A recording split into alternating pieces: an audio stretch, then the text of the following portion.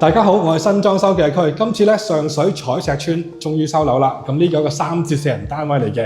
咁我哋啱啱收咗時啦，進行一個驗樓。咁驗完樓之後咧，睇下啲咩情況可以通知房署跟進咧，然後就開始裝修嘅。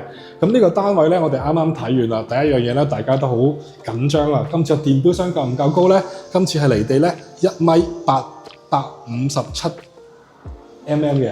即係1857啦，咁其實如果當我哋鋪完地磚之後咧，基本上就冇咗起碼6至7 cm 噶啦，所以大家留意，如果想買個1.8米雪櫃嘅話咧，都要等呢個地台做好之後度多次尺先至去買雪櫃，咁就為之準確嘅。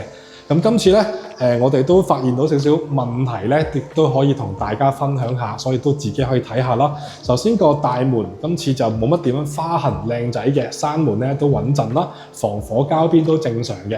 不過今次呢個大門下邊個防塵嗰個邊咧就唔 work 啦，所以咧我哋都貼住咗，就可以通知房署跟進。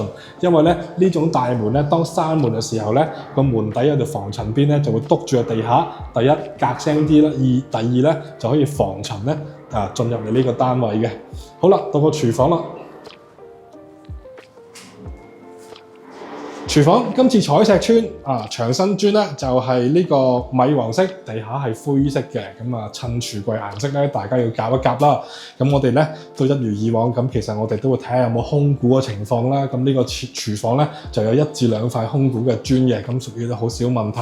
但係咧窗門我哋係必須要睇嘅。第一，我哋睇個開合咧順唔順暢啦，啲螺絲齊唔齊啦，膠邊有冇斷開啦。咁但係呢個單位咧，我哋揾到啦，呢個廚房嘅氣窗咧，用盡力都係好難閂到嘅，所以咧呢個我哋咧必須要通知房署幫你跟進啦。好啦，去到廁所啦，咁所有水喉電咧，我哋試過晒都非常之正常嘅。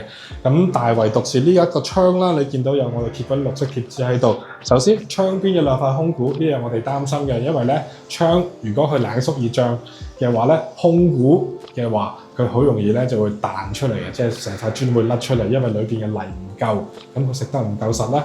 尤其是喺窗邊，太陽曬先係熱啦，冇太陽先係凍啦，冷縮熱脹嘅嗰個溫差比較多嘅時候咧，就容易甩出嚟啦。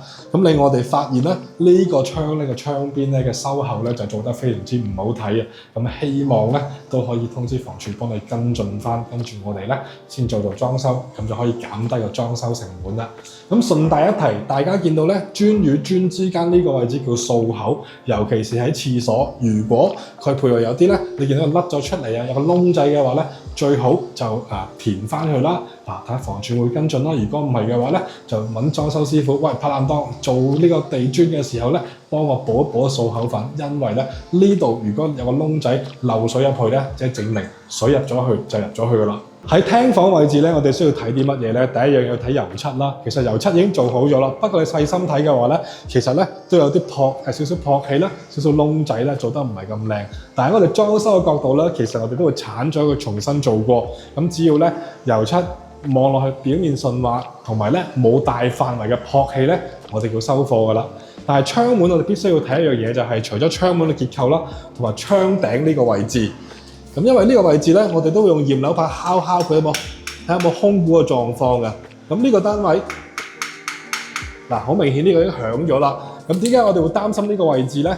因為呢個位置咧，我哋要收螺絲裝呢個窗簾啊嘛。如果空鼓嘅狀況，收螺絲咪唔實咯。咁所以呢個位一定要留意。教大家睇睇窗門，其實每個窗咧，我哋都會開合，即係開同埋閂啦。第一睇個試下順唔順暢，同埋開咗之後咧，睇下啲螺絲窿位，啲螺絲齊唔齊，同埋咧啲膠邊咧有冇斷開啦，或者咧好硬身嘅老化啦。咁通常呢啲樓宇咧，其實起好咧已經超過大半年啦，或者1年咧先至交俾住戶嘅。咁喺呢個時間咧，如果有漏水嘅話咧，窗台咧都一定睇到啊，因為都經過1年嘅雨季啦、黑雨啦、打風啦，如果有水漬嘅話咧，其實都好易睇到嘅。